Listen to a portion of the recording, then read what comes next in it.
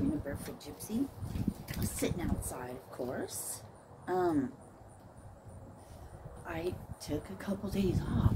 I spent some time with my daughter yesterday. I actually went to bed really early, and I woke up at like 11:52. But I thought it was morning. And when I went out in the kitchen, I was getting ready to go make coffee. And then that's when I noticed it was 11:52. I'm like, oh my God, it's still nighttime. Anyway, so yeah, I took a couple relaxing, unexpected days off. Got a lot of things done.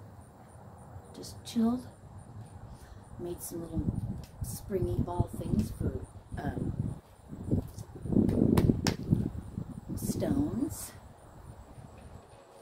And here we are, Saturday, 9/23/23. That's interesting. 9/5/7. Which makes 23, doesn't it?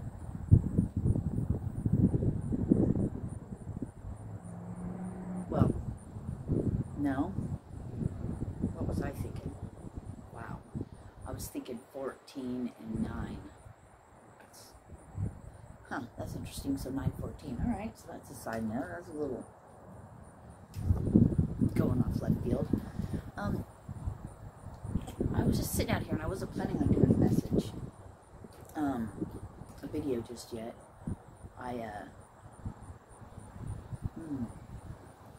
Thank you, man. Thank you. Every time I pour water in there, I say thank you.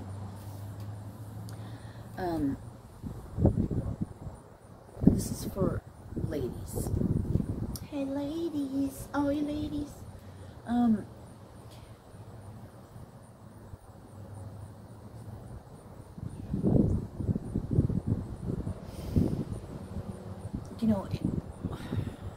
We feel bad, and we'll look back and we'll go, why would somebody that claims to love us so much, why would they treat us so badly? And then you start running and thinking all the things, I've done everything I could. I became all the things that he said he wanted, or whatever. I did all the things. I changed everything. It was never good enough, and you kind of knew that, but it was part of your growth. And then you're like, what is it about these girls, the ones he threw in your face, that he likes about them so much? You know what I mean? And it's like, what the hell? They're probably not even close to as physically good looking as you are, and they're nowhere close to what a good person you are. So yet we tend to, because we didn't feel good about ourselves then, tend to internalize that and make us feel like we're worthless and nothing and all these things, until we grow through that, right? Until we get through it and we get past it. But don't you kind of feel sad? And maybe we were one of these girls too. Possibly, well, not possibly, yeah, that's coming through. But for these girls that are there, that watch how this one treats you, and yet they want that person, instead of us getting mad and upset at them, we should first of all thank you, because obviously he's not mine. Good riddance, so it's more of a thank you. Can I shake your hand? He's your problem now. But feel sad for them, because they're still in that place of not feeling like they're worth anything, and it's sad. It's truly sad. And sad for the man or the person that's, the meat in the middle, per se, that he doesn't feel good about himself, and how hurting he is to push the one thing he knows that is a love he's never felt before. It's foreign to its nature. It's foreign to his nature. It's foreign to how he believes about himself. And haven't we done that too? Think about it.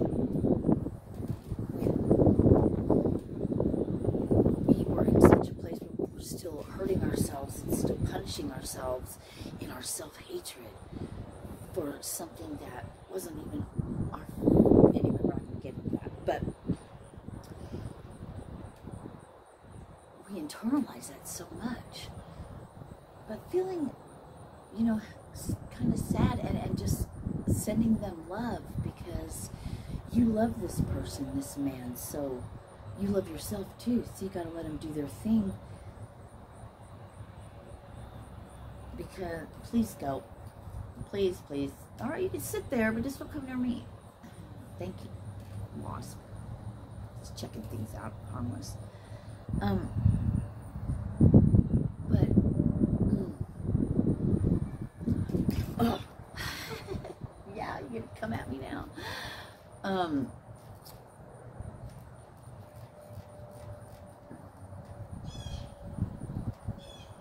Sidetracked for a sec. Let me balance.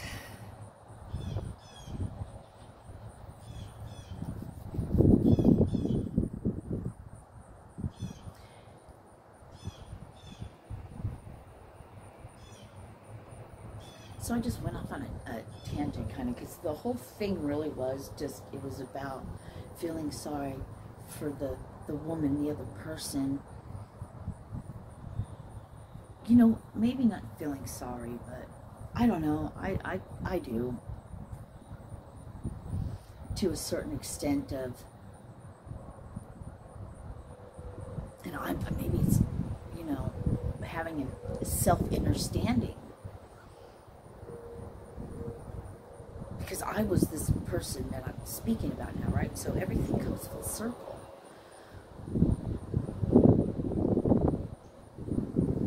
But when we're so lost in it, maybe we don't see it. I'm not saying all people are like that. Some people are just malicious. I'm not like that, so I can't wrap my head around that. And that's I can never understand something like that to a degree, only when I'm brought back to a place where I'm seeing it myself through another person and it's being shown to me in that sense. Yes, thank you, Father God in heaven. Having that compassion for somebody else that hurt you tremendously. I hurt and still is attempting, but that all goes back on them. It all comes back on us. And whatever we do, whether we do it maliciously or we do it just from a place of trauma, which doesn't give it an okay, it just gives it to, thank you, Father, because God was telling me, you have that kind of compassion for others. What about having that compassion for yourself? Get chills.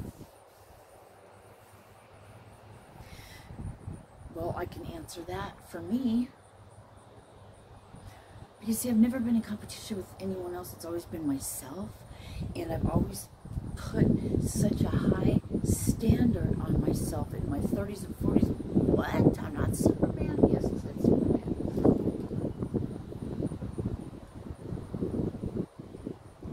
On the outside, I'm a woman. On the inside, I'm all male.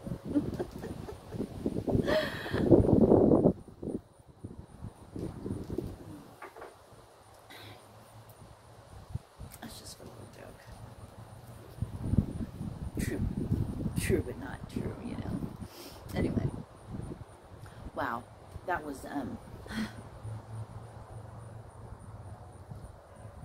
quite eye-opening. Do you know what I mean? You can know things, you can know it to death, but not until you, got it. Do you get it? Do you actually understand it? And now it becomes a part of you. It's not just a knowing. We can know all kinds of things, but actually implementing it, doing it, being it is a whole other thing. And I'm getting, this is why people can teach things, because they know it, and until you come around to implementing some of those things, does the real, I don't know, where to go on that, because it's coming in, and I'm scratch that out of your freaking mind. I'm just kidding. I'm doing that, no, I'm just kidding thing, and we say things, and then we'll say just kidding afterwards, and we really meant it, but we're just trying to fluff it off. So I stopped saying that, but I've been around my daughter. She says that a lot, so I'm saying it too. Part of picking up on people's energies is, I guess, our human will mimic things. Pay attention to your human. It tells you a lot about you and the people around you. What you need to know is already within you. You know that saying? It's true, because your body plays it out. Your speech, you know what I mean? And every essence of all of it. Yes. Your human is your detector for everything. Have you ever just went down something just didn't feel right, so you went another way? Good thing. Or you stopped, or you did, just because things didn't sit right. You're human. Instinct, your spirit guide, your guardian angel, God, whatever you want to call it. It's your sixth sense. It's that radar. It is that detector. Your hue is a detector, and your soul knows the way. So follow your soul, which is that part, which is the part of God that connects you and God, that is part of you, that makes you go, your soul. Let thy soul be the guide. Not your human when it thinks it to death, but your soul. I'm going to write that down. If I know anything, I know me, and if I got the inkling to write it down, then let's do that.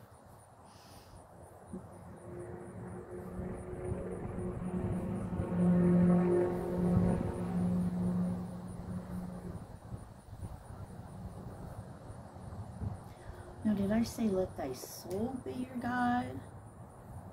Or let thy soul be the guide? I guess be your guide. Let thy soul be your guide. I just heard a number, but then I started to think it, so I wanted me to write a number, but it'll come back to me, because what's meant to come out will come out, regardless of side notes and distractions and squirrel. You feel? So I guess this was a compassion, having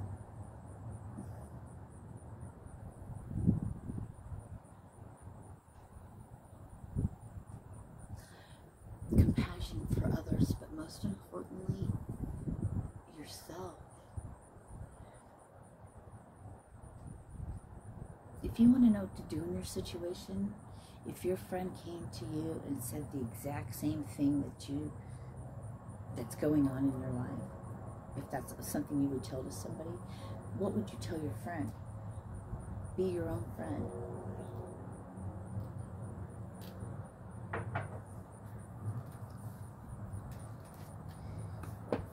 Be your own friend. We have to write this one down too.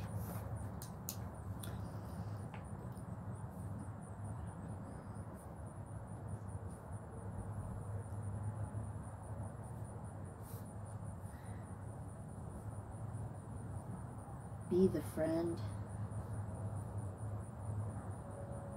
to yourself you never had.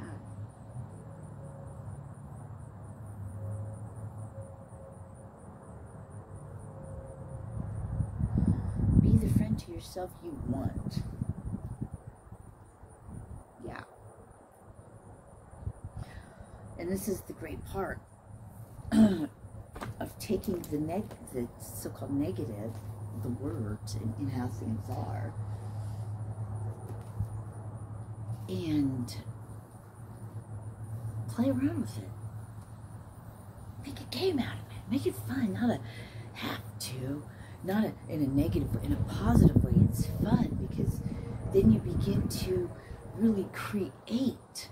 You know, you're painting the canvas of your reality.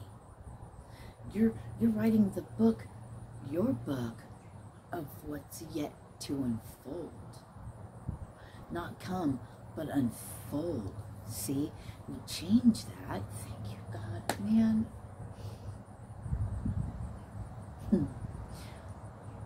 Begins to unfold. Not come. Something could always be coming, but it's never here.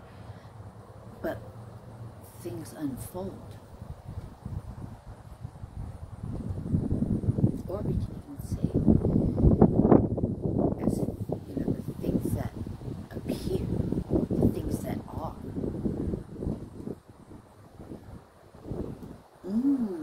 They just brought up a good point to me. If we speak as it's always coming and not as it's right now, then it's always coming, it's not right now. So it's not coming attractions. We speak whether you see it or not, as we have it now, like AANA, Celebrate Recovery, and all these programs, 12-step programs, whatever.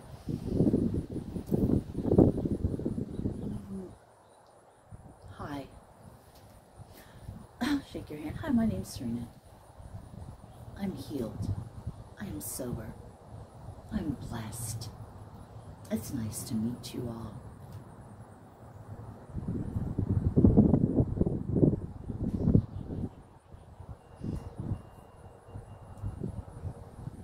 Someone who's been sober for 20 years, 11 years, 2 years, 1 year, 3 years, whatever, we'll go double digits, 10 years or more. If they're still going to a meeting every night and walking in there and saying, hi, my name is such and such, I am a whatever, fill in the blank for what you would say, whether it be alcohol, drugs, sex, whatever,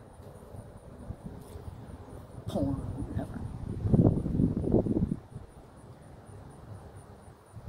and still crying about it. What if, hanging out with people and stuff, but do you understand that the reason why you're still going to these meetings after 10 plus years and you feel like you're still battling something you haven't done in that long is because of the words you're speaking in and over your life, and in and over your life.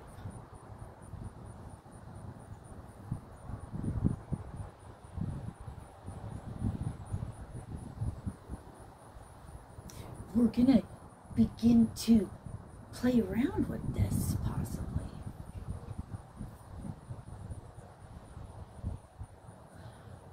And just, somebody says, how are you? I am great.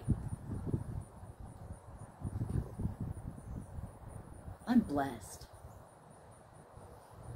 I'm healed. Whatever you want in your life, say it as often with I am as you can, and smile. And believe it. Better yet, just only think that when you're saying it, and feel that in that moment. Everything else out. And take yourself out of situations and conversations where people are talking about nothing but horrible, things you don't want in your vibrational field. People that don't speak about death in the sense of everything that's not alive, not love, not full body, full of vigor and energy and vivacious. Be vivaciously vigilant at loving yourself. I don't know. I'm just making up shit. Barely.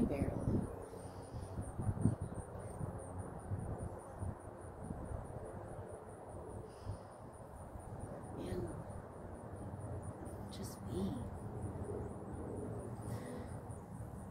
We want to make things so difficult for ourselves. We believe, I heard a paradigm, we believe a story, we believe a way that it takes me forever to get over things. I can't just be happy just like that after something happened. Well, yeah, you can. You sure the hell can. You can get mad just like that. Why can't you get happy just like that? Makes no sense. Thank you. It's the old program. We just went on a 10 side note thing. We're going to reel it back in and I want to go fishing. I want to go fishing, so I've been trying to decide when I'm going to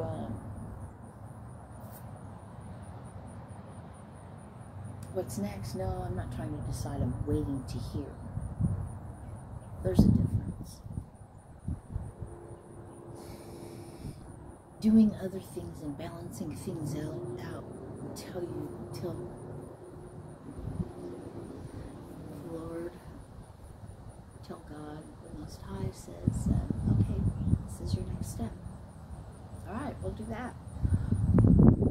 Meanwhile, watch the grass grow.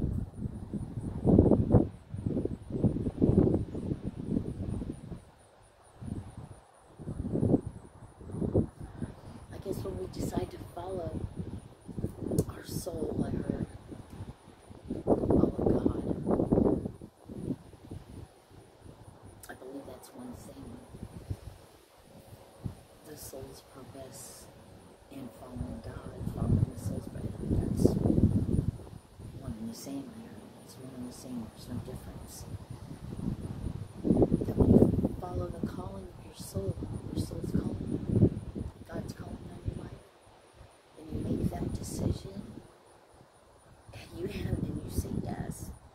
I heard there's no going back. My way or the highway. That's really funny.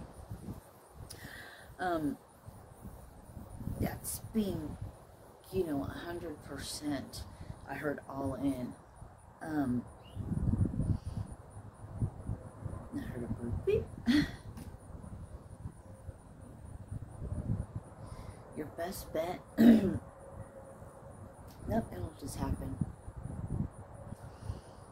It's faith and it's belief and it's regardless of what you see, and this is what I'm learning still. I'm always wanting to do, but I must say, I took 2 days off, started to feel guilty about it, started to feel some kind of way, wanted to browbeat myself about it, and I'm like, no, do something else. So I'm in this growing for the next step, it's the preparation for the next step. And the next step is not going to happen, and you're going to sit there and you're going to go through what you're going through. You're going to do what you're going to do until that is done. Until you get through that part, then the next step will be shown. I'm looking down at my feet. It's like the next step, and it lights up the rainbow bridge or whatever. They're showing me the rainbow looking thing in Thor. I can't remember what it's called. Anyway.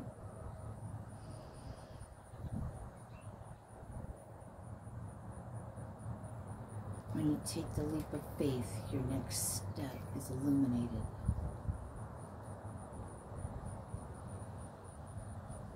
But only that step. Until you go to take the next step, and then that becomes illuminated. That's beautiful. Wish you could see what I see. Well, I guess I could probably do that.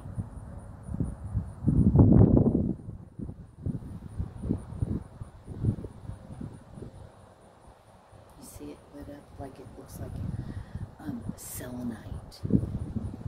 Just a big, huge slab of selenite. It's clear. Selenite has look at a piece of selenite, and it's a rainbow color, and it's like clear, but not until you take that step. It lights up all around your foot. See it? So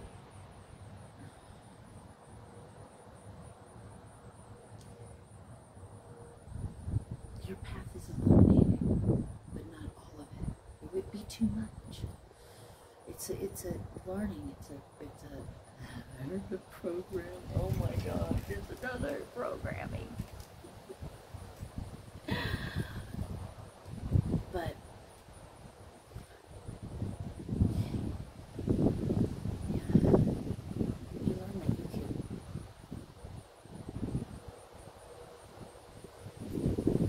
with your left hand, palm up, you can call upon the energy from the sun all around you. Your left hand will receive, and your right hand can give. They both can give, but it's up. And you just breathe like the air's blowing. It's funny, you'll find if you do that with the palm, you do this, yeah. Wind will come.